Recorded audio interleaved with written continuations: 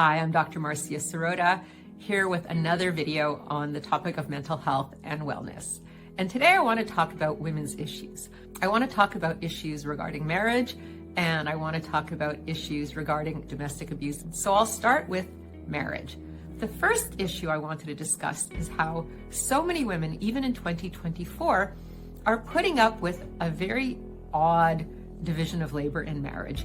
These women, for the most part, are working full-time, taking care of children, coming home, and then doing the bulk of the household chores. So they're doing most of the cooking, the cleaning, the shopping, the childcare, and yet their partner is not contributing. So I wanted to talk about how women are tolerating a lot of this, and they don't have to. You know, we can expect more, we can expect better. One of my friends was telling me a story of a friend of hers who's in her 30s, and this woman decided to have her baby at home. And when the midwife arrived, the woman was in active labor. And she turned to the husband and she said to him, "Go get some towels." And the husband stood there and he went, "I don't know where the towels are." They had been living in this house for 3 years, and this young man in his 30s didn't know where the towels were. This is not a husband who is participating in an equal way in the household activities, clearly. So if women and men in their 30s are living in this kind of unequal situation, I am imagining that it might not be much better for women in their 40s, 50s, and upward. So we need to recognize that in 2024, marriage is not about women doing the bulk of the work at home and in the office. We have to have a partnership in which our male partners have to be equal partners in sharing all of the tasks. So whatever division we want, whether it's more traditional or however we want to create it, we have to have a more equitable division of labor, because it's just completely unfair for women to have to work all day and then come home and do all the work with the house and the child care. So we need to ask for more. We need to expect more. We need to believe that we deserve more. Now, there are some women, I've heard, that are unwilling to share the responsibilities because they say to themselves, well, he can't do it. He won't get it right. I want control. I want to be able to do it myself. But that's not a good choice because, you know, these are adults. They're capable of learning. If they're not getting it right initially, they can learn how to do it with support and help, especially if they're open to hearing some feedback. And with some support and help, these partners are capable of learning how to be better at whatever tasks they weren't doing so well to begin with. So we as women need to recognize that we don't have to do everything all by ourselves, and we can have more support. We can have equal partners who are doing more. And it doesn't matter who's making more money, because sometimes the woman is making more money and she's still going home and doing all the work. So it's not about, well, he's making more money, so I should do more work. No, it's about, this is my partner and we are here as partners, and therefore we should share in a more equitable way. And we shouldn't be saying that because somebody's making more money that they should be exempt from certain tasks. I don't think that's fair, because often women are paid poorly because we're women. So we're getting doubly penalized. You know, first we're being penalized for being women and being paid less, and then because we're paid less, then we have to do more work at home. So that's just not right. I think we have to demand and insist upon fair and equal treatment, at least by our best friend, our domestic partner. Okay, that's the first thing about marriage. The other thing I want to say is just that our partner should be our partner. They should want to participate fully in the activities of the family, of the life of the household. They should want to meet us halfway, because they shouldn't want us to be overworking ourselves, sacrificing our own happiness and welfare so that we can serve them. You know, we are not the servant of our partner. We are their partner. And if our partner truly loves us and respects us, they shouldn't want us to be doing more of the work. They should want to be sharing the work with us. Now, again, it doesn't mean that we're doing exactly the same things. That's for each relationship to figure out. But it should be fair. It should be equitable. Marriage shouldn't mean that a woman goes to work and then she comes home and does everything at home. What's the point? You know, so many women who are married are exhausted because it's just too much, especially if they have a job and a home and children. It's overwhelming. Where is the partner? Where is the husband or the spouse? So we need to have a different, more equitable division of labor in the house for the family.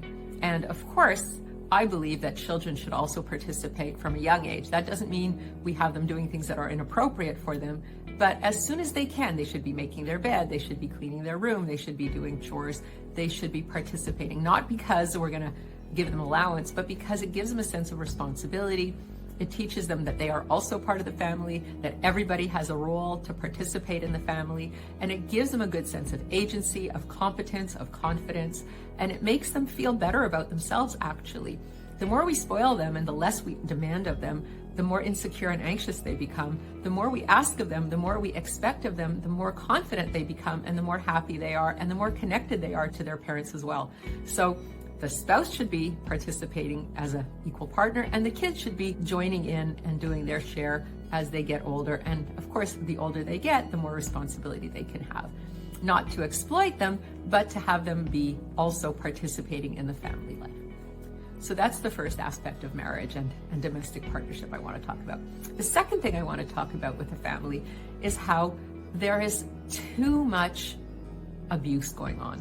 And it's not just what we hear about in the paper, the sensational physical abuse. There's emotional abuse, there's control, there's something they call coercive control. There's people who will separate their partner from their family and from their friends so that the partner can be more controlling and emotionally abusive because there's no one else then to counter what they're saying.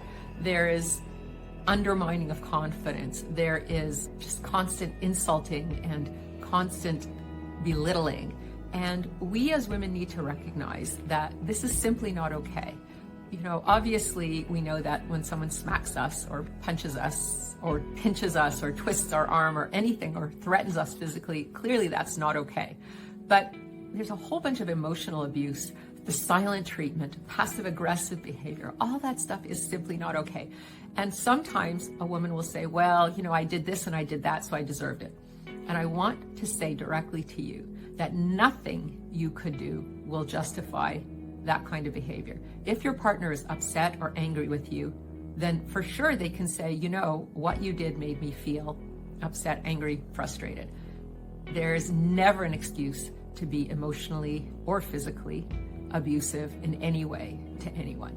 So there's nothing you could have done to deserve this kind of disrespect or mistreatment, nothing. And if this person is disrespecting you or mistreating you, it's because that's what they want to do. They're making an excuse. They're blaming the victim. They're blaming you for their bad behavior, but it's because they've chosen to behave this way. Because they could just as easily say, you upset me. And if you really upset them, they can say, I'm so upset, I don't want to be with you anymore. But there's never an excuse to be abusive. If a person is really unhappy in their relationship, they can discuss it. They can go to couple therapy, they could even leave the relationship, but there's never any excuse to be abusive in a relationship, period, end of story.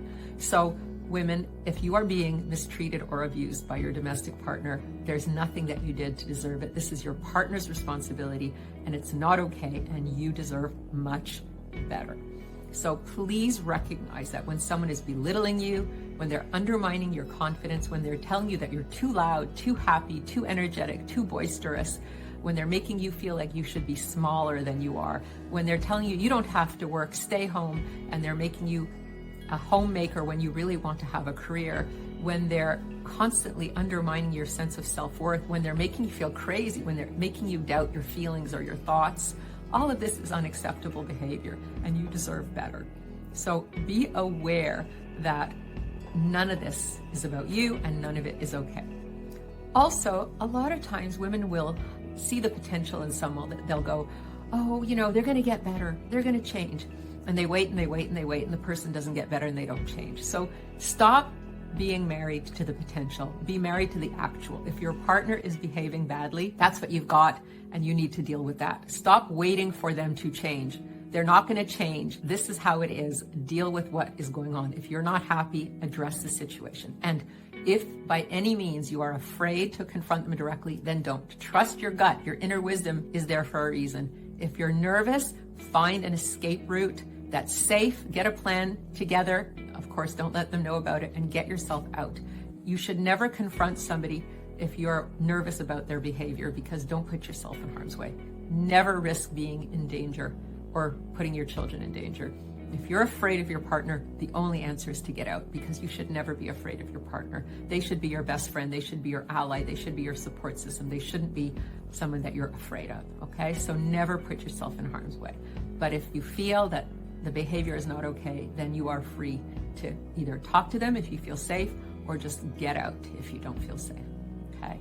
The other thing that sometimes women do is we think that, there's a reason for it. Well, they did it because they were drunk, or they did it because they were having a bad day, or they did it because, things are hard at work, or they're having family stress. And so they make excuses for their partner's bad behavior. But again, once maybe, twice, you're pushing it. But after that, no, there's no excuse. If someone is consistently being belittling, undermining, insulting, aggressive, hostile, controlling, it's not okay. There is no excuse. So don't keep making excuses for the bad behavior, because the bad behavior will continue and you'll just be suffering. So we as women need to stop living with the potential. We need to stop minimizing. We need to stop thinking that we're deserving of anything that's abusive or disrespectful. And we need to stop justifying or excusing bad behavior. We need to see it for what it is and expecting and demanding better, because we deserve it. We don't have to be a perfect person to deserve respect. We don't have to be without flaws to deserve respect. I've had patients in my psychotherapy practice say, well, I was rude, or I lost my temper once, so, it's okay that they yelled at me. No, it's not okay.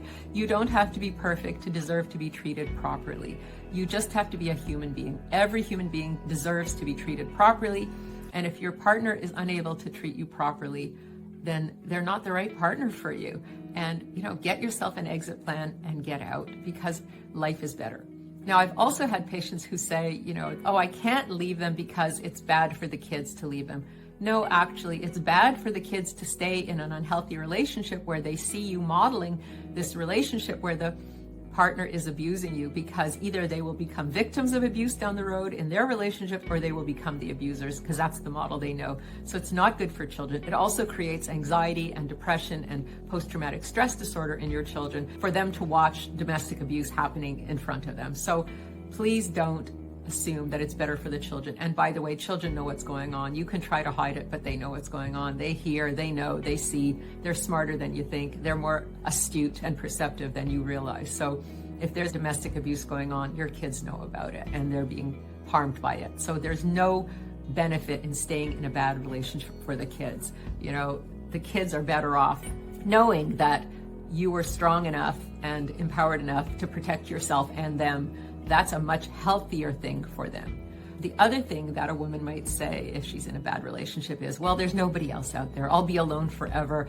It'll be bad for my kids not to have a father. Well, first of all, who knows who's out there? Maybe there is somebody out there who's good, but I don't think that should be the concern. The concern should be, it's not good for yourself or the kids to be in an abusive situation, especially if the person's behavior is escalating and getting worse. Second of all, you'll be okay if you're alone. You're an adult, you're smart, you're capable, and even though your partner might have undermined your confidence, before you married them, you were a capable person, and you'll find your strength again, and you'll find your confidence again, and you will be capable once again, and you'll be able to manage on your own, and you'll be able to parent your children just fine. So you don't have to have those doubts. And, as a parent, yes, it's hard to be a single parent, but sometimes it's easier to be a single parent when you don't have a partner who's being constantly undermining and controlling and spending the money on alcohol or drugs or constantly threatening you with violence. So a lot of women who extricate themselves from domestic abuse find that it's actually much easier parenting their children without their partner in the house, and it's cheaper too. So I think all of these fears are not real, and if you're being mistreated, it's time to go. And I'd be very happy to hear your comments about what you're thinking about women in terms of marriage, in terms of domestic abuse. I'm Dr. Marcia Sirota. Please stay tuned for more videos. And if you like these videos, please comment and subscribe.